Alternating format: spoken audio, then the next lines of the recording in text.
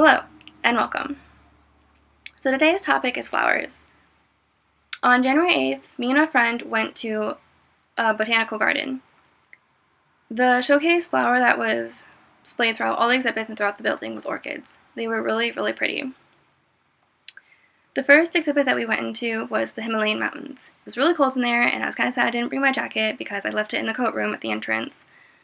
But from what I remember, there was a lot of trees in there. And there was also this really glass-blown object that was hanging from the ceiling, and I was like, whoa, blown away. And there was just different glass-blown objects throughout the exhibit, as well as all the other exhibits.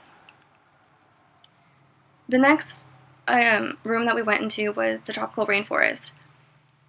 Again, there wasn't really much flowers in there. I mean, there were some, but it was mostly just foliage and a lot of leaves. There was also two blue and yellow macaws that they had in there, and that was really cool. They were named Mick and Mac, if I remember.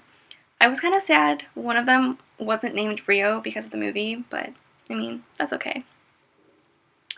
And then afterwards, we went into the desert, and the desert was probably my favorite exhibit because all the different cacti that was there was just really cool. It wasn't just leaves and foliage, it was different sized cactuses in this area and other ones that were really big and long, and there was this really crazy one that was splayed out over a tree that's kind of like spaghetti, and that was probably my favorite one because it was just really interesting and intricate.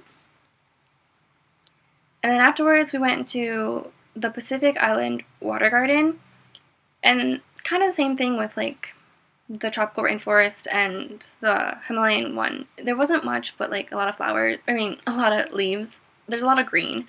I mean, there was a splash of colors of small little buds of flowers. But there was a pond, and it had koi in it, and that was really cool, and a little waterfall. Also in there was this really big orange and red, yellow, vari-colored glass-blown object. It was just whoa. And there's also another one that was blue.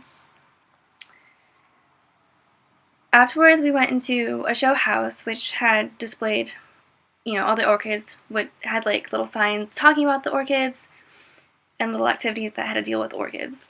There was also an orchid expert that was there to talk about orchids and how to take care of them and whatnot. Afterwards, we went into a room called the Palm House, which had palm trees, which kind of makes sense.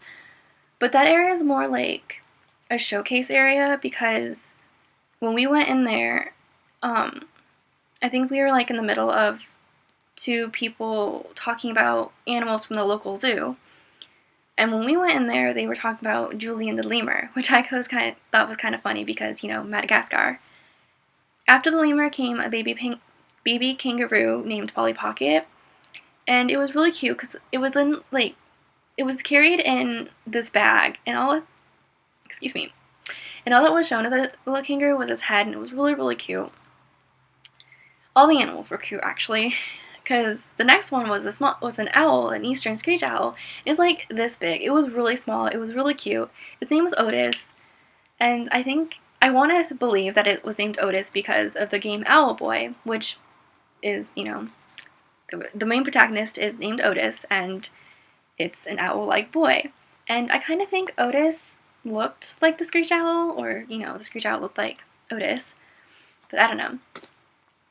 After the owl, and the last animal that was showcased was, I think the name was Bitterol, but the, zookeeper or caretaker, whoever, talker, speaker, said the common name was a bear cat, and she said that it was neither a bear or a cat, but it looked like a combination of the two, and yeah, I can see that. And fun facts, apparently the bear cat smells like popcorn. So after all that, we went back to the entrance, admission area. To the left of that was a resource center, and in that resource center was a showcase of glass-blown objects, and they were really cool, and I think they were sea inspired because it looked like a lot of seashells. And here you can, I don't know if you can sort of see them, but this was some of what was shown in the resource centers, and yeah, don't you think they look like shells? They're really cool. And I mean, two of them were called sea foam, so I assume most of them were sea inspired. So to get away from the botanical garden area of this vlog, my favorite flowers are tulips and frangipani. And if the internet taught me anything, tulips' meanings are love, true love, and frangipanis, while also can be a symbol of love, is a symbol of endurance. And I think that's really cool and really neat. So what are your favorite flowers? Let me know in the comments, and I'll see you next time.